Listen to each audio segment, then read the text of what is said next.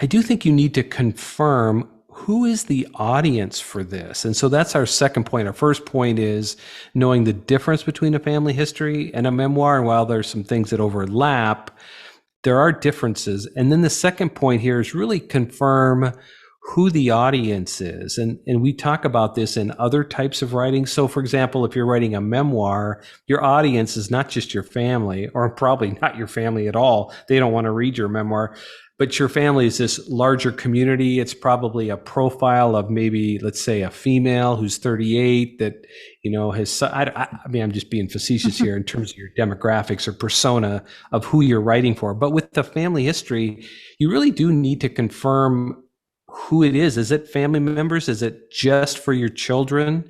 Is it for the cousins? Is it for, I mean, honestly, most people won't take the time to read it. I mean, you write all this and your family won't even read it, or they'll read it after you're dead.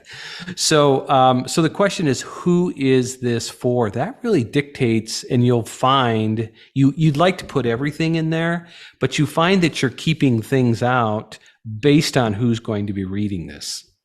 That's really so true. And I think to that memoir that we helped that gentleman write, and he wrote it specifically for his grandchildren, his sons, but mostly for his grandchildren, because I think he had this fear that he was going to pass away before they were old enough to understand the importance of Judaism to him and his family, and why it was so important for them to lead a kosher life, and so so for him it was definitely for his grandchildren, and he had some extra copies printed, and I think he gave it to some people in his Orthodox Jewish community who found it interesting also, but that wasn't his primary audience. It was really for his grandchildren. I think you're right. And I think there were a total of 50 copies that he had printed. So this wasn't put up on Amazon. In a sense, we use the definition of publish to make public. In a sense, this was not made public.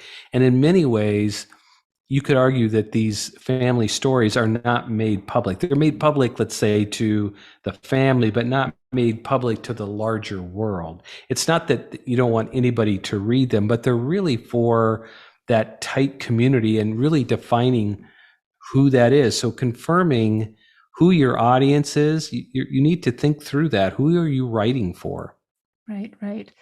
And in addition to confirming who your audience is, which is our second point, our third point is you really need to identify your why. And this goes hand in hand, I think, with audience, because you're writing for a specific audience. And the next question that you'll ask is, why am I writing for this audience? And you have to identify your why with any writing project. It gives you the energy to move forward, for one thing. Think about it. What if you didn't tell your family story? What if it was being lost? Is that why you're writing it? Is it so important to you that you have to recount the story because you are afraid that if it goes one more generation, then it will be lost forever? Is there something so important that you want future generations to know that you need to capture it now?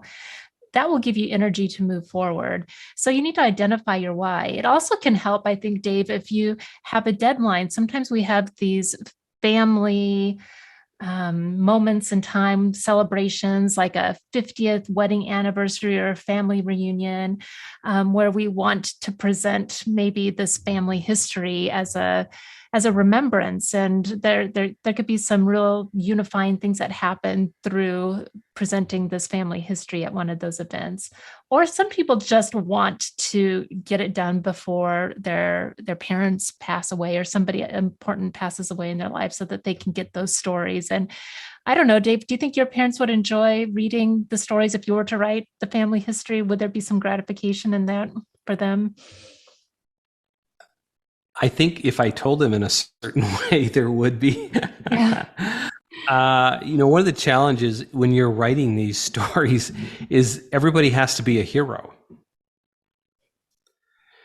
So, so if you tell the story, for example, if I tell you the story of 1906 when my ancestors came over from South Russia, they call it South Russia. I hesitate to say it was Ukraine and also Moldova on my grandmother's side and in the Ukraine on my grandfather's side. But So it's a heroic story of coming to America, having nothing, living in a sod house, having kids that died. My grandma, my great grandmother, she was this woman who would give birth to a child at 1 p.m. in the afternoon, and then by 5 p.m. she'd be out putting up hay. I mean, Wow. there's all these stories about her, and if you look at her and see the picture of her, she was not a Paris model. Let's just say that. She was a big girl, and you look at her, she's almost like that one you see on the farm with the pitchfork. But she was this incredible person, right? Who had this incredible um, persistence. So if you look at the women and the men on that side, you're telling this heroic story of how they persisted. You're probably not telling about there is some alcoholism, there's divorce, there's all sorts of all the stuff, right, that families have, and every family has those. So back to your point, what part of the story do you tell? So this is why the purpose is really important. I think you want to tell often heroic stories of something that was overcome. That's a big thing. So I was thinking about my brother Matt, who co-leads. Well, he's an oncologist. He's a world famous cancer researcher in breast cancer. And at some point, I'd love to tell the story when he found 400 samples of women's DNA under the desk of another scientist at the institution that he was at. He was a fellow in oncology. He found the sample and he had this idea for a study, and it launched his career. Wow. And if he had not found those samples, and then they got the DNA and they couldn't extract the DNA from these samples because it was old method of preserving DNA. So he had it shipped to University of Michigan, and some modern extraction that was able to pull that out. But it was the impetus that launched his career. He became literally, arguably, not famous because that's not true, but it launched his career as a researcher. And he became, especially pharmacogenomics, and it really got him into pharmacogenomic research. So that would be a story that I hope that at some point we could tell, and it would be the story. So what specifically is that? It's the story of Matt's success as a breast cancer researcher, right? And so that's a very specific story that's about him, and it starts with maybe not his schooling, but starts with that story, which is when he's this fellow, no name, at this institution, discovers these 400 samples, and how it went from there. As you're talking, I can almost envision a structure for your family history. Maybe start with your grandfather, then go to your father, like one chapter on your father, then one chapter on your brother, one chapter on, I mean, you could even just focus on the male heritage. That might be an interesting way to narrow it. But rather than trying to put everybody into one chapter, right, you could narrow it down just by individuals in the family. That is so interesting that you say that, because I think it gets to the question that if you're trying to write stories, how do you limit the stories, Yeah. right? And so that's one way. We're going to just talk about the males. Maybe another idea is we're just talking about the females in the book and their narrative and education and what they did giving birth and the struggle. You know what I'm saying? So one of the criticisms of my family, at least, we know so much about my dad's history. And so there's always kind of this ongoing, it's not a joke, but it's kind of we know a lot about, those stories have been well told Yeah, on my right. father's side, and not as much of the stories on my mom's side. And so there's kind of a hole there, and for good reason, right? As I mentioned earlier, but limiting how, these are all decisions that you make on the front end. And it's really important that you're going to have to make some decisions as you make the decision to write this family history. So when I think about this third point, identify your why, I think that most people's why will be to inspire. Most people aren't going to go into writing a family history to bring people down, right? And so it probably No. is to inspire the next generation. And so it is going to be full of heroism and overcoming obstacles and perseverance, like you said. And that's okay because that's something that people want to read, right? We use our language to move people to do great things. And I think that's what a family history can do at its best. Absolutely. And I certainly am not disparaging. It just doesn't have the same kind of a narrative arc that a memoir would have, Right. or a piece of fiction would have, or a piece of narrative nonfiction. So with a narrative arc, you start in one place and then you end in a different place.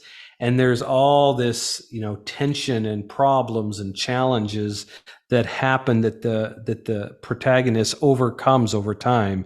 And so your narrative arc probably is just a little bit different if you're telling a family history, and that's certainly okay. I think of my parents' story. They wrote, I would classify it as a memoir. It was about my dad's accident when he was hit by a bus and he was in the ICU for a long time, became partially paralyzed. And so it was co-authored. So there were some chapters from my dad's perspective and some from my mom's, but it covered the period from the accident all the way to like 4 to 5, 10 years following the accident and how it impacted their lives and all these moments along the way where, man, it was really, really tough. And you saw the accident kept on cropping up and how they persevered. And so that had a definite narrative arc and it was very focused on one thing, right? So, but it It was the accident. was the accident and how he overcame and how my mom dealt with it as a life partner. You said something funny though that earlier about sometimes your family members won't read it, and they gave this to my son and their other grandchildren, thinking, "Oh, I'm going to move them to really become faith." There's a faith element to it. Where I'm going to move them to be really faithful. This is going to be my legacy to them. And up until last year, none of them had read it. I think Davis finally picked it up and read it last year. But again, you have this idea of what your book is going to do, and then it doesn't actually happen the way you think. So, anyway, I thought that quick, was a quick, quick question for you. Two things. Was there anything in the book that was new to you that you didn't know? And when you read it, what did that do for you emotionally? It was also interesting to hear the details of the actual accident from my dad's perspective, right? Because we came to the accident site right after it had happened, and he was in the back of an ambulance, and we didn't know anything that had happened. So to read from his first hand experience what happened in that, you know, 3 minute period was really gripping. And I got to understand firsthand how terrifying it must have been. And so, and I think it also just his struggles with his paralysis and his perseverance through that and having to give up so many things that he loved before. I draw on that personally as I think of some of the things that I have lost throughout my life.